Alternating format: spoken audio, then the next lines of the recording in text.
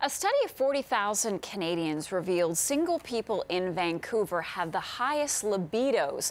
This survey was carried out by the online dating service Elitesingles. Joining us now is the lead researcher, Sophie Watson. Sophie, thanks for being on our program. Thank you for having me. Why the heck would you do a study like this?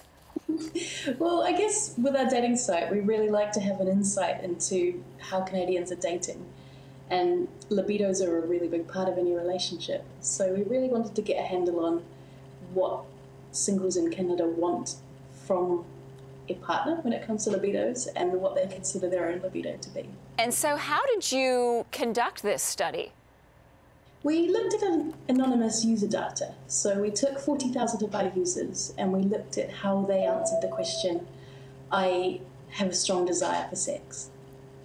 And then we used an average of each city to rank which cities had the highest libidos in Canada, and Vancouver came out on top. And Vancouver came out on top, followed by Sault Ste. Marie, then Toronto, Ottawa, Kelowna, also in BC. Now, do you think that people exaggerated or told the truth? I guess you have no way of knowing. Exactly. I think with any study, you run that risk. But with 40,000 people replying, I like to think that we had enough people telling the truth in there. So people in Vancouver might be cheering about their results. Why do you think they came out on top? What sort of factors could play into this? I mean, I think that's really an answer for somebody on the single scene in Vancouver to answer, but I like to think it's because Vancouver, to me anyway, seems to be a really liberal city where I think it's okay to say that you like sex and it's okay to embrace that part of life.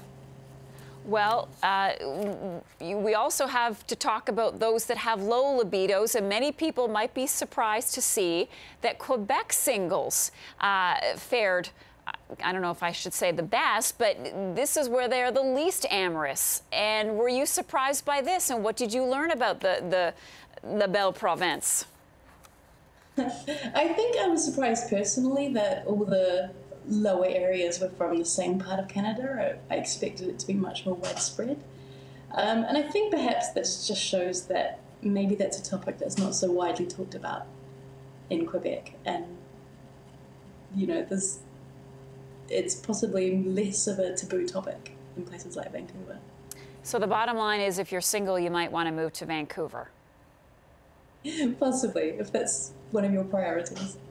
All right. Elitesingles service researcher Sophie Watson. Sophie, thanks for joining us. Appreciate it.